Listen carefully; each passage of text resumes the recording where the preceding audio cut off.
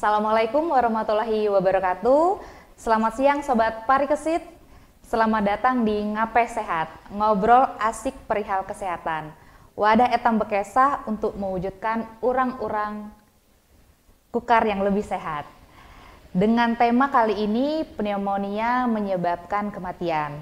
Bersama saya Winda Arianti, di Ngape Sehat kita hari ini telah hadir seorang dokter hebat spesialis paru, yaitu Dr. Dharma Rianto. Kita sapa Dr. Dharma. Assalamualaikum dokter. Waalaikumsalam warahmatullahi wabarakatuh. Dokter Winda, terima kasih. Apa kabarnya dokter? Alhamdulillah sehat saat ini. Alhamdulillah. Masih semangat dok? Wah, semangat. Oke, alhamdulillah sip kalau gitu.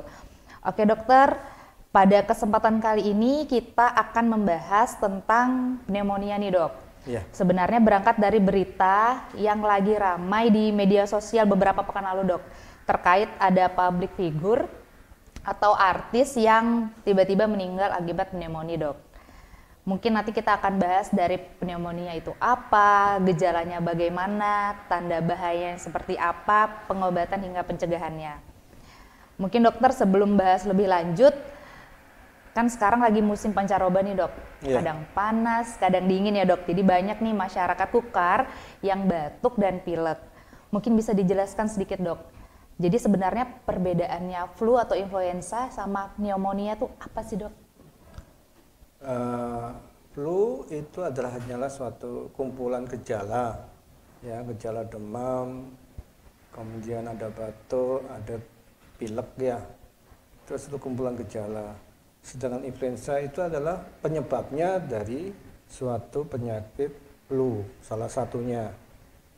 Kemudian sedangkan pneumonia itu adalah suatu radang di jaringan paru-paru, ya, terutama di jaringan paru-paru yang paling terkecil, yang kita sering sebut kemarin sama Dr. Winda, kantong yang paling ujung. Sebenarnya itu kantong yang paling kecil dari tempat pertukaran udara ya. Itu. Alveoli ya dok ya? Ya, dalam istilah kedokterannya alveoli itu, atau yang paling tepatnya saccus alveolitis itu. Gitu. Oke, jadi mungkin kalau flu itu kumpulan gejalanya ya dok ya, batuk, pilek. Kalau influenza itu mungkin yang dimaksud adalah penyakit yang disebabkan oleh virus influenza gitu ya dok. Yang mungkin kalau berkembang nanti lama-lama bisa menyebabkan komplikasi pneumonia, radang jaringan paru gitu ya dok. Jadi mungkin yang dokter bilang tadi influenza salah satu virus, jadi mungkin bisa nggak dok influenza ini menyebabkan penyakit pneumonia dok?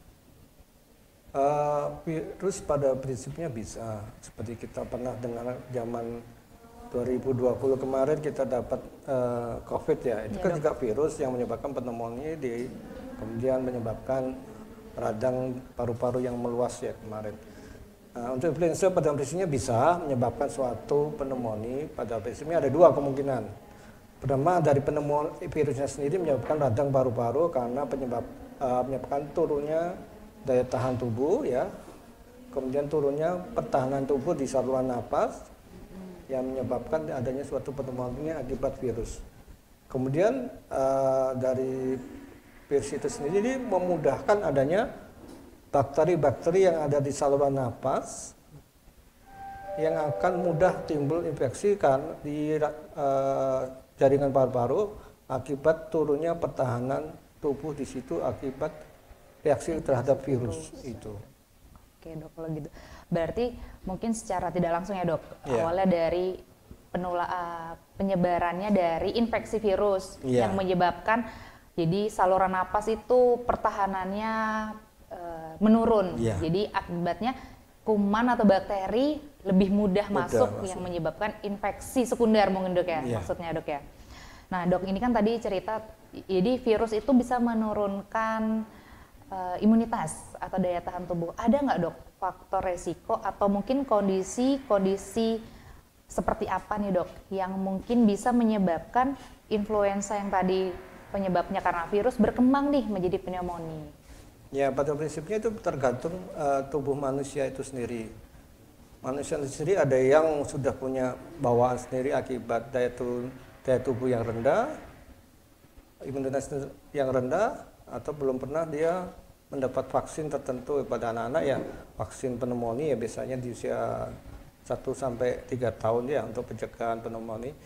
Nah, sedangkan di luar itu akibat kondisi ekstrim di lingkungan sekitar manusia tersebut, misalnya cuaca yang perubahan panas dingin pada orang-orang tertentu mudah menimbulkan gejala. Contoh pada penderita asma kadang-kadang juga menyebabkan daya tahan tubuh rendah, mudah bergejala, mudah timbulnya virus, mudah tertular virus hingga memudahkan dia cepat turun pertahanan tubuhnya hingga memudahkan terjadinya pneumonia akibat virus itu sendiri ataupun akibat infeksi sekunder. Oke, jadi mungkin yang dibahas tadi faktor risikonya mungkin usia rentan ya dok ya? Iya. Usia rentannya tadi anak yang di bawah. Anak ataupun usia lansia. Usia lansia ataupun itu. Anak ya dok? Iya. Usia mungkin 1-5 tahun ya dok ya? Terus dengan pasien dengan komorbid atau penyakit penyerta seperti punya asma, mungkin keadaan-keadaan imunokompresan yang lain mungkin ya dok, kayak diabetes mungkin dok, atau sistem metabolik yang lain dok, bisa juga ya dok karena itu ya dok. Banyak sekali faktor, atau autoimun disease juga banyak. Autoimun disease ya dok, itu yang bisa punya bakat atau rentan terhadap perkembangan dari virus influenza itu menjadi infeksi sekunder pneumonia dok. Oke dok, kalau gitu tadi kita bahas kan tentang penyebabnya, faktor resikonya, kalau gejalanya nih dok. Kira-kira kalau sudah mengarah ke pneumonia atau ini kayaknya bukan influenza biasa nih, sudah ada tanda-tanda pneumonia, itu apa dok yang kira-kira mungkin masyarakat Kukar tahu nih, oh ini udah ada masuk tanda bahaya ke pneumonia atau infeksi paru gitu dok? Iya, kalau tanda-tandanya kalau yang masih ringan ya belum tampak sama sekali, mungkin dianggap batuk pilek biasa atau flu biasa. Tapi kalau sudah mengarah berat itu terjadi gangguan pernapasan. Seperti ada, kalau paling berat sudah adanya otot-otot napas ikut menarik napas, kemudian pada anak kecil biasanya pernapasan cuping hidung, otot napas juga bergerak dalam.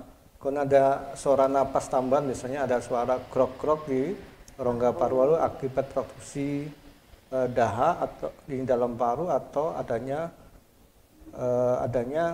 nanah atau pus yang di situ yang menyebabkan suara napas grok-grok sekunder itu. Oke, berarti jadi mungkin kira-kira tanda bahaya atau gejala-gejala yang mungkin harus diwaspadai, misalnya kok batuk pilek udah berapa hari, terus tiba-tiba kok napasnya lebih berat dari biasanya ya dok ya? Iya, atau ada nampak suara grok-grok yang makin lama makin meningkat, makin meluas, dan sebelumnya cuma kiri jadi kanan kiri. Nah, itu. Berarti itu sudah ada mulai gangguan pertukaran gas oksigen ya dok ya di paru. Jadi sebaiknya segera dibawa ke UGD ya dok ya? Iya, secepatnya kalau bisa. Secepatnya dibawa ke UGD. Jadi mungkin apalagi kalau sesuai BPJS kan ada suhu 38, saturasi turun di bawah 90, kan segera harus dibawa UGD untuk dianggap suatu kegawatan kalau di bidang BPJS-nya itu ya.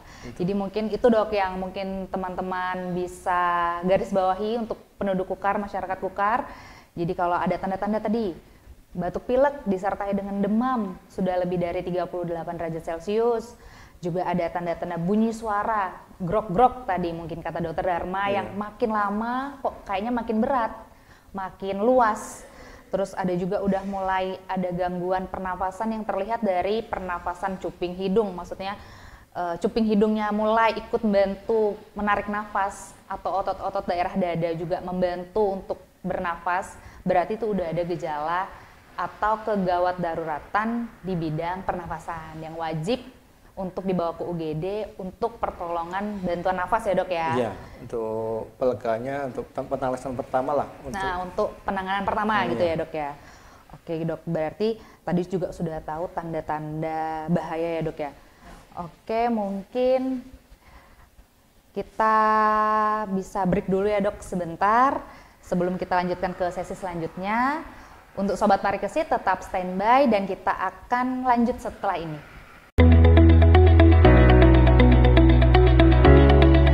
Kini, Rumah Sakit Umum Daerah Haji Muhammad Parikesit memberikan kemudahan bagi Anda. Anda tidak perlu antri dan menunggu lama untuk mendapatkan obat di instalasi rawat jalan. Sobat Parikesit, layanan antar obat Parikesit. Layanan lebih nyaman, tanpa antri, dan obat diantar langsung ke rumah Anda. Tarif dan syarat ketentuan berlaku. Untuk informasi lebih lanjut, segera hubungi call center Depo Rawat Jalan 0813 4614 5900 atau kunjungi Depo Farmasi Rawat Jalan, Gedung Merak, lantai dasar. Sobat Parikesit, layanan antar obat Parikesit.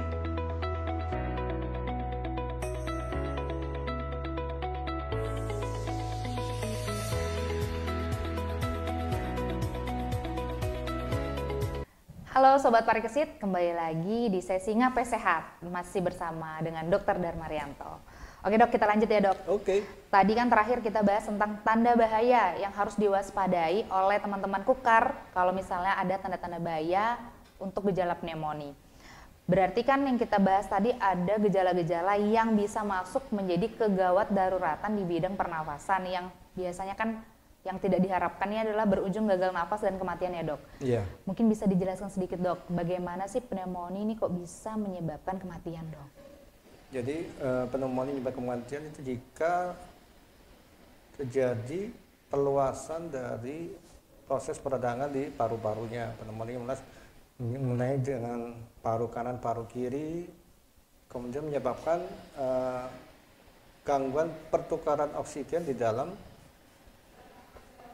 jaringan paru-paru, di kantong paling terkecil dari paru-paru, sehingga menghambat adanya oksigen masuk di dalam darah, jadi menurunkan oksigenasi ke jaringan tubuh semuanya. Jadi kalau otak kekurangan oksigen itu dalam lebih dari 5 menit aja bisa menyebabkan kematian dari batang otak. Jantung pun kekurangan oksigen sekian menit bisa menyebabkan kematian dari otot jantung, yaitu akhirnya menjung henti jantung. Jadi pneumonia berat itu bisa menyebabkan kematian dengan melalui proses tersebut pada intinya. Jadi gejala itu tidak boleh kita abaikan jika dalam terjadi gangguan napas yang menyebabkan napas sesak berat, ada penapasan cuping hidung, ada demam tinggi, kemudian ada napas yang seperti suara krok-krok yang makin hari makin menguat, kemudian ada proksesi dahak yang makin lama dari warna putih keruh menjadi kuning, kadang kemudian bisa kehijauan. Itu sudah tanda-tandanya adanya suatu infeksi yang segera harus kita tangani. Oke dok, Ya, gitu. kalau masih ringan ya kita bisa arahkan ke FKTP yang terdekat sesuai alur rujukan BPJS. Kalau dia pakai BPJS, kalau mau langsung bisa langsung aja ke UGD kalau tanpa BPJS itu. Mungkin yang dimaksud ringan nih masih belum ada tanda-tanda sesak napas berat ya dok ya. Jadi maksudnya mungkin demam tinggi 38 tanpa belum ada tanda-tanda sesak napas yang berat ya dok ya.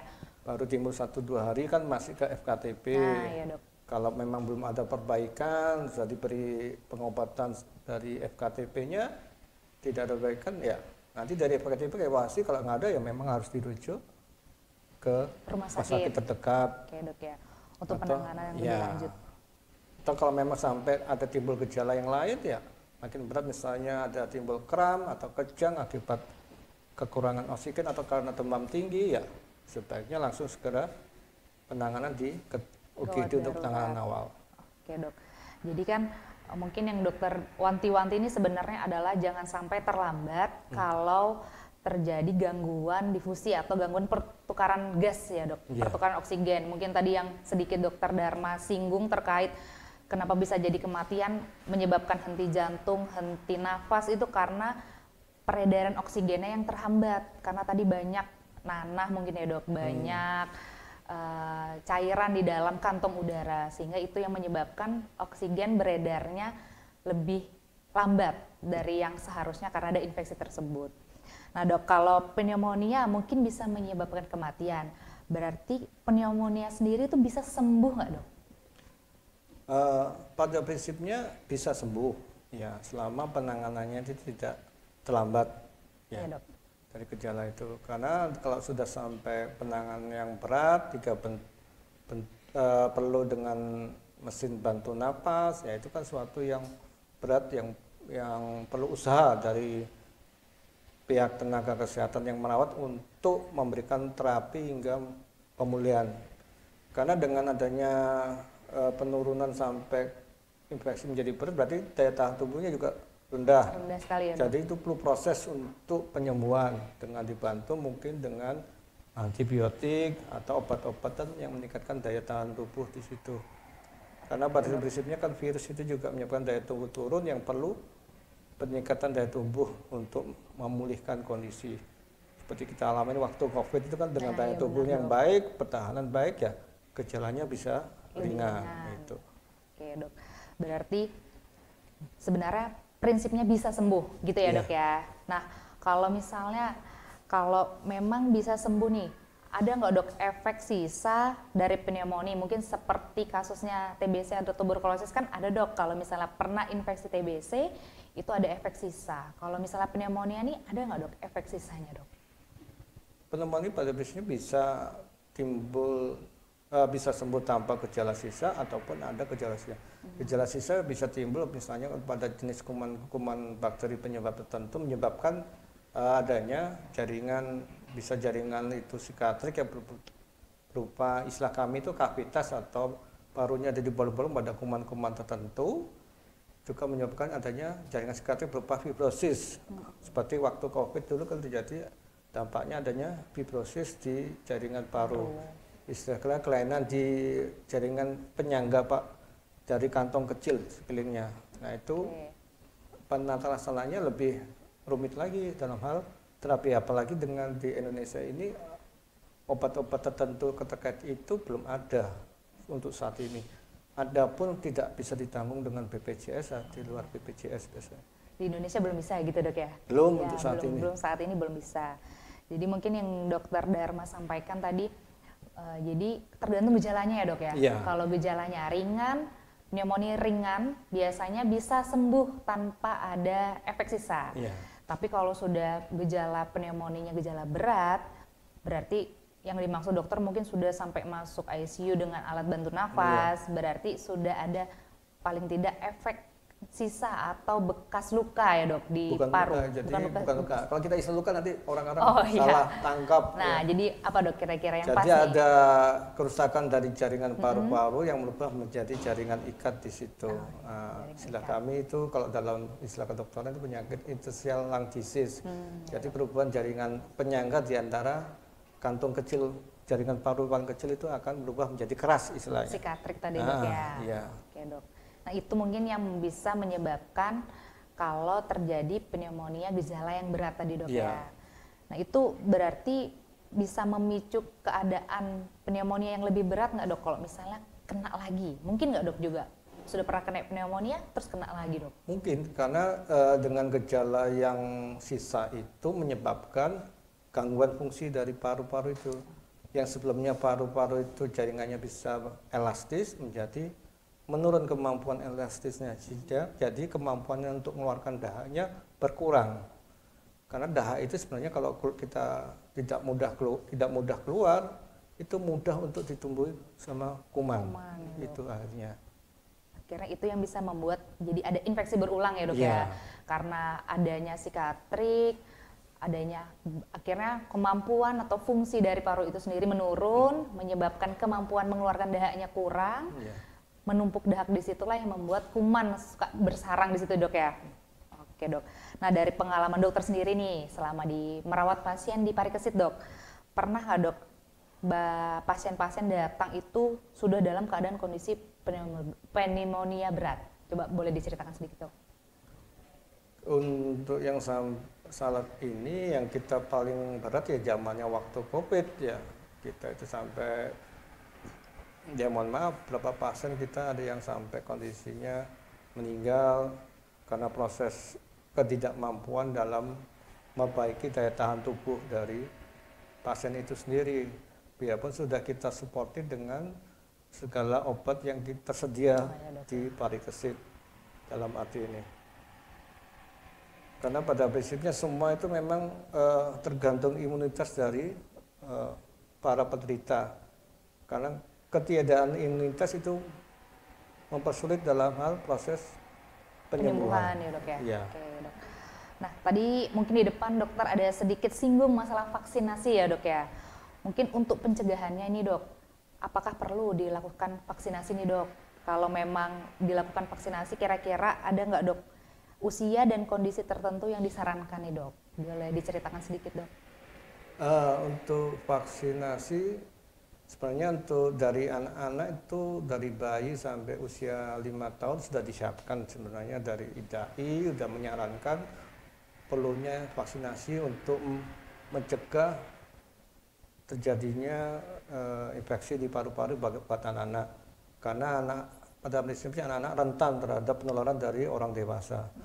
Kemudian pada lansia itu juga ada vaksinasi untuk mencegah terjadinya pneumonia. Masih banyak tuh vaksin, mau vaksin pneumonia, ada vaksinasi influenza ya, ada berapa macam itu jenisnya. Semoga Pari Kesit bisa menyediakan ke depan untuk terutama untuk jamaah haji ya, besoknya Anda mau berangkat itu perlu vaksinasi. Kemudian pada orang-orang tertentu yang sedang mau ke luar negeri, pada daerah-daerah yang sedang bergejala atau lagi wabah, sebaiknya kan perlu vaksinasi. Betul dok, betul. Itu terutama kayak sekarang ke depan ada musim haji ya, jamaah sebaiknya dianjurkan untuk vaksinasi untuk pencegahan terjadinya penularan infeksi yang cepat kalau di jamaah haji itu, karena kepadatan orang beribadah di tanah suci itu. Oke, berarti dok, jadi dari usia mungkin yang anak 1 sampai 5 tahun ada nih sesuai dengan programnya IDAI ya dok ya, untuk vaksin pneumonia, termasuk orang-orang yang lanjut usia, lansia ya dok ya, juga disarankan untuk melakukan vaksinasi, bisa influenza, bisa vaksin pneumonia dok ya. Nah, kalau misalnya yang tadi dokter sebutkan kan ada juga nih faktor rentan lain seperti yang punya penyakit penyerta, misalnya kayak asma mungkin dok, PPOK, atau mungkin penyakit metabolik lain kayak hipertensi atau diabetes. Itu sebenarnya kalau vaksin boleh nggak dok? Disarankan nggak dok? Boleh dijelaskan dok? Pada prinsipnya mereka boleh selama kondisi tidak terjadi infeksi sebelumnya, jadi kondisi sehat. Syarat vaksin adalah harus sehat pada prinsipnya. Kemudian untuk penyakit diabetes atau hipertensi, gulanya sedang, untuk gula diabetes gulanya terkontrol. Idealnya di bawah, kalau alpha-1C-nya di bawah 8 ya dok ya. Titisnya kurang lebih ya rata-rata itu 200-an itu nilainya. Untuk hipertensi kan di bawah 150, karena vaksinasi menyebabkan risiko adanya demam yang pada orang-orang tertentu menyebabkan adanya proses nanti infeksi sekunder kalau memang imunitasnya rendah. Untuk pada diabetes, untuk pada hipertensi menyebabkan kenaikan tekanan darah karena adanya demam itu reaksinya itu. Berarti kalau dengan penyakit penyerta juga sebenarnya boleh ya dok, cuma tetap harus dilihat kondisinya itu terkontrol atau tidak, misalnya gulanya, tekanannya, atau asmanya terkontrol atau enggak gitu ya dok ya. Jadi kalau pada perintah yang kayak asma, PPOK itu mencegah kekambuhan katanya. Mencegah kekambuhan ya, dok, ya. Sebab kalau dengan adanya vaksin itu angka kekambuhannya dalam 1 tahun bisa rendah. Misalnya tidak sampai masuk rumah sakit, hanya di rumah saja atau itu. Menurunkan kekambuhan ya dok ya, tingkat kekambuhan. Oke. Nah dok, terus untuk mungkin kita sudah bahas pencegahannya dari segi vaksinasi ya dok. Tadi kan kita bahas influenza virus bisa menyebabkan pneumonia. Ada nggak dok, mungkin untuk orang-orang sekitar, masyarakat, tukar, tips mencegah biar penularan virus itu tidak makin banyak gitu dok, biar tidak menimbulkan jadi pneumonia gitu dok? Pada prinsipnya itu penularan itu sebenarnya umumnya dari rumah dan tempat kerja ya. Rumah itu bisa dari anak-anak atau orang dewasa pulang dari tempat kerja yang ada terjadi di tempat kerja banyak yang orang penderita, sedang penderita. Jadi kalau saran utamanya ya bagi penderita yang sedang sakit itu sebaiknya memakai masker untuk menjaga penularan pada orang-orang yang sekitarnya yang sedang sehat. Masker ya dok, pertama. Untuk anak-anak ya paling tidak kita meningkatkan imunitasnya. Apakah dengan multivitamin yang sesuai dianjurkan sama IDAI itu. Itu salah satu pencegahan dari masyarakat. Untuk orang dewasa yang kalau memang dia nggak tahan perubahan cuaca ya dalam kondisi musim dingin ini jangan sering-sering keluar dalam kondisi cuaca sedang hujan atau sedang panas terik, karena kalau ada perubahan cuaca memudahkan daya imunitas bisa turun. Ya, Dok. Gitu. Oke. Berarti utamanya ini kalau sadar diri kalau lagi sakit ya, Dok ya. Iya. Berarti mungkin pakai masker, dan kalau misalnya menemukan gejala-gejala atau merasa dirinya sakit bisa berobat, bisa di FKTP atau di Poliklinik Rumah Sakit Umum Haji Muhammad Pari Kesit ya, Dok ya. Iya. Dan selain itu juga meningkatkan imunitas, karena tadi yang Dokter Dharma bilang juga kan salah satu yang meningkatkan resiko infeksi adalah menurunnya imunitas. Jadi mungkin dengan pola hidup sehat, mungkin salah satunya ada multivitamin tambahan ya, Dok, Iya. olahraga, atau mungkin kalau kita sedikit flashback nih, Dok, terkait COVID, mungkin pencegahannya ada mungkin cara cuci tangan yang baik dan benar gitu, Dok ya. Gimana itu, Dok? Kalau zaman COVID sebenarnya masker yang Masker utama. ya, Dok ya, utamanya, Dok. Masker utamanya. Karena sumber penularannya dari mulut, pernapasan kita sendiri yang keluar batuk sama itu. Terkait kemarin cuci tangan kan karena ada orang yang tidak memakai masker, batuk-batuk, otomatis kita memegang sesuatu yang kena dari riak, percikan riak dari batuk, itu yang Membuat penularan. Tapi prinsipnya pada penderita itu yang sebaiknya pakai Masker yang utama adalah pakai masker. Berarti termasuk etika batuk, etika bersin itu juga, Dok, yang harus diterapkan ya, Dok ya. Oke dah kalau gitu. Mungkin segitu ya, Dok, bincang-bincang atau ngapai sehat kita pada episode kali ini. Mungkin Dokter Dharma ada yang mau disampaikan kepada warga Kukar terkait pneumonia, Dok. Silakan, Dokter. Ya, untuk saudara-saudara saya, warga Kukar atau sekitar Kukar juga, jika bergejala sebaiknya Anda pakai masker. Pada kondisi cuaca yang sedang dingin-dinginnya di Kukar dan sekitarnya, hindarilah keluar dalam kondisi cuaca lagi hujan. Kemudian sebaiknya banyak minum air hangat, hindari yang terlalu banyak minum air dingin. Jaga dengan olahraga yang optimal, bukan memaksakan diri. Kemudian makan dengan gizi yang cukup dan sehat sesuai kemampuan masing-masing. Kalau ada rezeki lebih, coba dengan vaksin dan minum multivitamin. Oke, siap, Dokter kalau gitu. Nah, mungkin gitu ya, Dokter, untuk episode kali ini. Semoga kita bisa ketemu lagi, Dok, untuk membahas terkait kesehatan paru selanjutnya. Oke, Sobat Pari Kesit, sudah di penghujung episode kali ini. Semoga apa yang sudah disampaikan oleh Dokter Dharma Rianto, spesialis paru, itu bisa memberikan manfaat pengetahuan terkait pneumonia. Dan sampai jumpa di episode Ngapai Sehat selanjutnya. Terima kasih. Assalamualaikum warahmatullahi wabarakatuh.